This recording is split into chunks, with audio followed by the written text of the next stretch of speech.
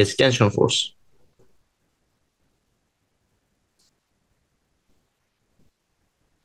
This is one more, like this is just like the normal force, আরো একটা যার জন্য we have no equations.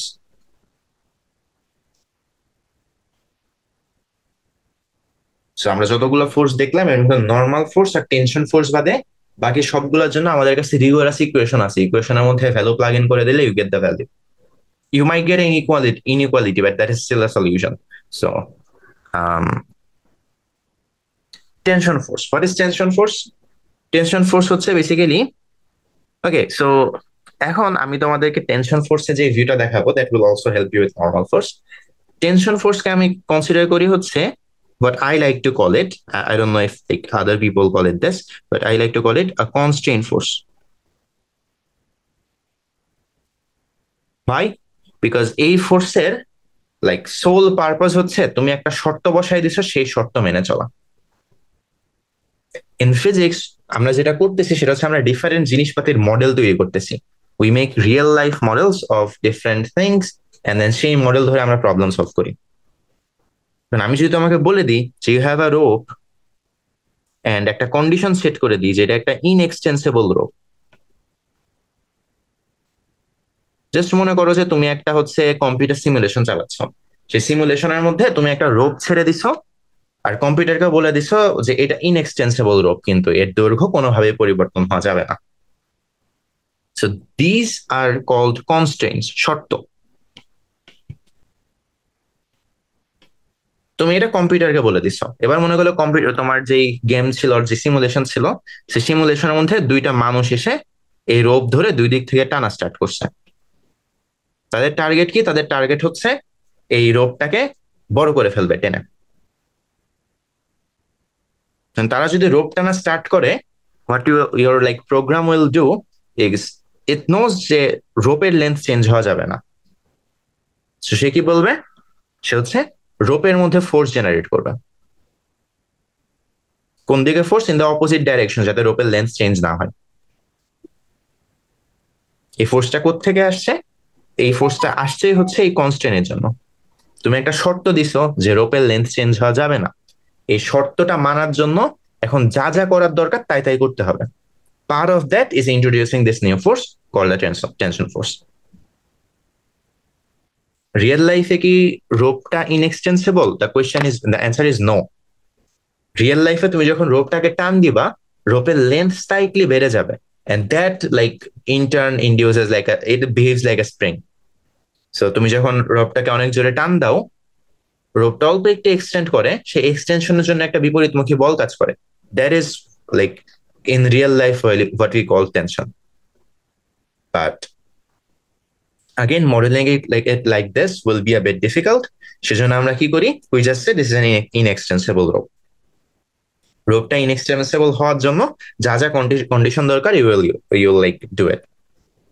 Why is this a good approximation? Because যে বললাম rope behaves like a spring, but a spring whose spring constant is very large. So একটা spring যদি দেখা, একটা বড় 1 কিলোমিটার লেন্থের রোপ দুজন দুই দিক থেকে ধরে বিশাল জোরে টানাটানি করতেছো, দেখা যাবে রোপের 1 কিলোমিটার রোপের লেন্থ পরিবর্তন হয়েছে 1 millimetre. 1 millimetre is too small, maybe like 1 centimetre. 1 কিলোমিটারের তুলনায় it's like basically negligible. So in our model, what we do is we set this constraint that you cannot change the length of the rope. And রোপের length constant রাখার জন্য কি হইতেছে basically, তুমি যদি microscopic লেভেলে দেখো, এই পাশে একটা ইলেকট্রন আছে, এই পাশে আরেকটা ইলেকট্রন আছে, মনে করো ছোট্ট একটা রোপ. দেন তোমরা দুইজন বেসিক্যালি ইলেকট্রন ধরে টান দিতেছো, এই ইলেকট্রনটা ধরে টান দিতেছে. দেন হইছে যে আমরা একটা কনস্ট্যান্ট দিছি, ইলেকট্রনের মধ্যে লেন্থ চেঞ্জ হওয়া যাবে না, তার জন্য এদের উপর যে ইন্টারনাল ফোর্স দরকার তুমি ধরো যে এদের মধ্যে একটা ইন্টারনাল ফোর্স কাজ করতেছে, we call that tension force. এটা অলওয়েজ অ্যাপ্লাইড ফোর্সের বিপরীত হবে. তুমি যদি অ্যাপ্লাইড ফোর্স 5 নিউটন থেকে হুট করে 100 নিউটন করে ফেলো, এই টেনশন ফোর্স 100 নিউটন হয়ে যাওয়া লাগবে, because we don't want the length of the rope to change. Then bhaiya, how can a rope be torn? Sorry, Then how can a rope be torn? How can a rope be Torn. Taunt, I mean, like how টান can টান. how can a rope be broken? Oh, okay. In this model, it can't. If you're using like inextensible rope model, তোমাকে যদি কোয়েশ্চেনে বলে দেয় consider the rope is inextensible, the rope will not break.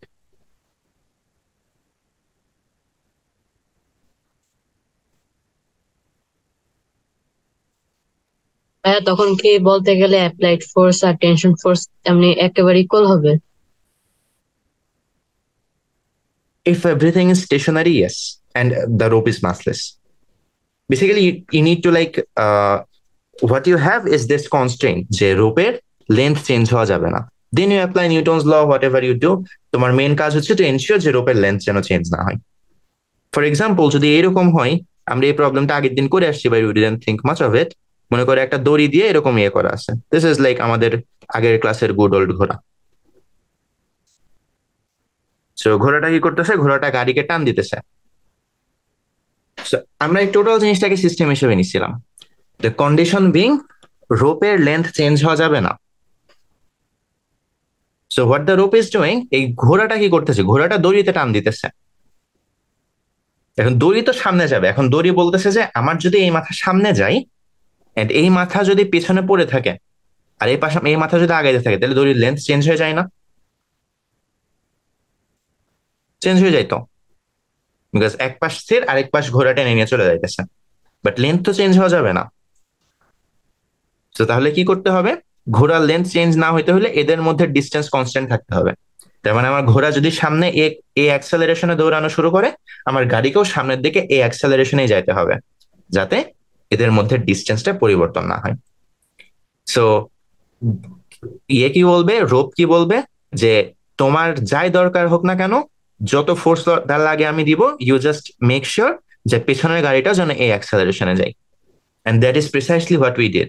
We found the tension force with this condition যে গাড়ির acceleration সামনের দিকে এ. Okay, so the normal force is actually the same way. Like works the same way. কিভাবে?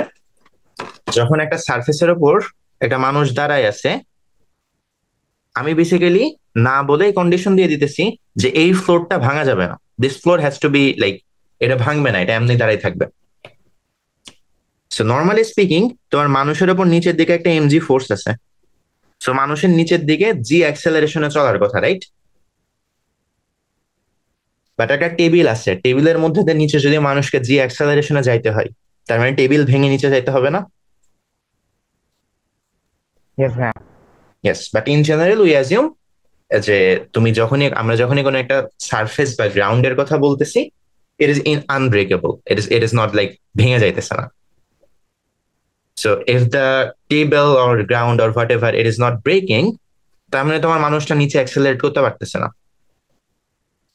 So basically you produce whatever vertical force is necessary to make sure your person is not accelerating vertically. তোমার person যাতে table ভেঙে নিচে না পড়ে যায়, সেটা ensure করার জন্য তোমার উপরের দিকে যত ফোর্স দরকার তোমার টেবিল ততই দিবে. কেন? Because you set the constraint যে the table isn't breaking. Okay, and these are the two constant forces, and these have constraints. They don't have an equation to like find their mass, but তারা একটা শর্ত থেকে আসে. That শর্ত helps you find their force. So আমার tension ফোর্সের কোনো equation নাই, দ্যাট ডাজন্ট মিন আমি টেনশন ফোর্স কখনো বের করতে পারবো না. জাস্ট এক্সাম্পল, আমরা আগের দিন যা করেছিলাম, টেনশন ফোর্সের কনস্ট্যান্ট হচ্ছে ইনএক্সটেন্সিবল রোপ. ইনএক্সটেন্সিবল রোপ থাকতে হলে আমার পেছনের গাড়িকে এই অ্যাক্সেলারেশনে চলতে হবে. এই অ্যাক্সেলারেশনে চলতে হইলে আমার এই পাশে একটা টেনশন ফোর্সের স্পেসিফিক ভ্যালু লাগবে. That helps you find the tension force. For the normal ফোর্সের শর্ত হচ্ছে তলের সাথে লম্ব দিকে ত্বরণ 0, তল ভেঙে নিচে পড়ে যাইতেছে না মানুষ. সো তলের সাথে লম্ব দিকে অ্যাক্সেলারেশন 0. সো ইউ গেট যে এই অ্যাক্সিস বরাবর y-axis বরাবর sum of all the forces is 0. This gives you the normal force. So technically we have an equation for tension and normal force, but তারা ফোর্সের ইকুয়েশন না, they are conditions. সেই condition apply করে you can find the forces. আচ্ছা, এখন কখন force external হয় কখন ফোর্স ইন্টারনাল হয় তার আর একটা এক্সাম্পলের জন্য আমরা একটা জিনিস চিন্তা করি। দুইজন মানুষ ধরো দড়ি টানাটানি করতেছে, একজনের ভর m1 আর একজনের ভর m2, and then there is a rope ধরে দুজন টানাটানি করতেছে। ওকে, and then আমার গ্রাউন্ডে কোনো ফ্রিকশন ফোর্স নেই। সো বেসিক্যালি আমরা ধরো বরফের উপর দাঁড়ায় দড়ি টানাটানি খেলতেছি, বাট নর্মালি দড়ি টানাটানির সময় যেটা হয়, আমরা কিন্তু ওই যে মাটিতে পা গেঁথে রাখি, ফ্রিকশন ফোর্স আমাদের পা ধরে রাখে, যার কারণে আমরা সামনে আগায় যাই না। বাট আনফর্চুনেটলি এই দুই মানুষের জন্য রাস্তায় কোনো ফ্রিকশন নেই। এন্ড হোয়াট ইজ হ্যাপেনিং, এই মানুষটা হচ্ছে টি ফোর্সে দড়ি টান দিচ্ছে, এই মানুষটাও টি ফোর্সে দড়ি টান দিচ্ছে। সো দুইজনাই দড়িকে ধরে নিজের দিকে টি ফোর্সে টান দিতেছে, ঠিক আছে? Okay, so what do you think will happen? In fact, let's take that mass of the people are same. So প্রথমে এই কেসটা চিন্তা করি, দুজনের ম্যাস ইকুয়াল। তো তাহলে what do you think will happen? দড়ির কি ম্যাচ আছে? দড়ির ম্যাস নাই, নেগলিজেবল বেসিক্যালি। কেউই নড়বে না। হ্যাঁ, সবাই স্ট্যাটিক হয়ে থাকবে। দুইজনে মিডিলে এসে যাবে। Yes, the second one is correct, যে যখন দুইজন মিলে টান দিবে, এও সামনে আগাবে এও সামনে আগাবে, দুইজনে আগাতে আগাতে এসে মাঝখানে এসে দুইজন কলাইড করবে। বিকজ রিমেম্বার আমরা কিন্তু আগে বলেছি যে কোনো ফ্রিকশন ফোর্স নাই। সো আমরা যদি এই মানুষটার কথা চিন্তা করি, এই মানুষটা দড়িকে টি ফোর্সে টানছিল, রাইট? এই মানুষটা দড়িকে টানছিল টি ফোর্সে। So that is not a force on him, that's a force on the rope. So we don't draw that. আমাদের সিস্টেম হচ্ছে খালি মানুষটা দড়িকে টি ফোর্সে টানছিল। That is not the force on the man, that is on the rope. But এর একটা reaction force আছে, যদি মানুষ দড়িটাকে টি ফোর্সে টানে, দড়িটা মানুষকে উল্টা দিকে টি ফোর্সে টানছে। This force is working on the man. And then is there a friction force? Normally what happens is there is a friction force at the bottom. And a T সমান F হয়, যার কারণে মানুষ দাঁড়ায় থেকে দড়ি টানতে পারে।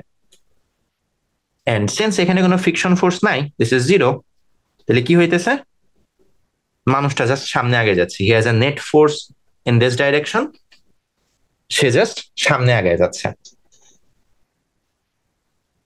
You can even find the acceleration.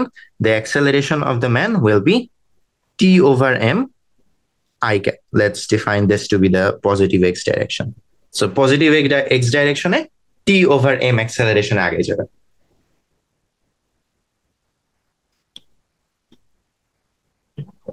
Nope, no movement. They will somewhere in the middle. Yes, they will meet somewhere in the middle. It was correct. And this one.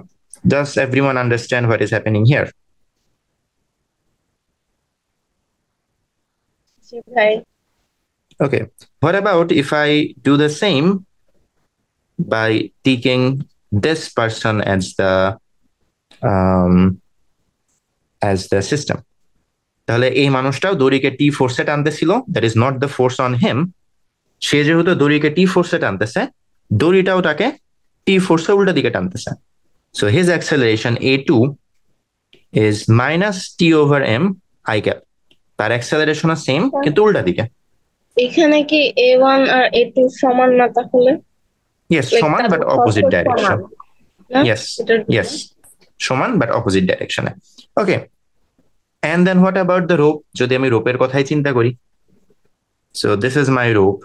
রোপের ওপরে একজন এইদিকে টি ফোর্সে টানছে, আরেকজন এইদিকে টি ফোর্সে টানছে। It's equal and opposite, so রোপের ওপর নেট ফোর্স জিরো, রোপের কোনো অ্যাক্সেলারেশন নেই। Okay, things make sense. Okay, so this is two consistent answers. এরকম একটা ভালো অ্যান্সারে আমরা এসে পৌঁছাইছি। ওকে, এখন I'm not satisfied. I want to try applying Newton's law. by taking both person as the system. এবার আমি সিস্টেম নিব হচ্ছে এইটাকে। এখানে টোটাল এক্সটার্নাল ফোর্স কত? এখানে কি ফ্রিকশন আছে? না, আগের প্রবলেমটাই, সো কোনো ফ্রিকশন নেই। There is no external force, right? Yeah. তাহলে কি হইলো?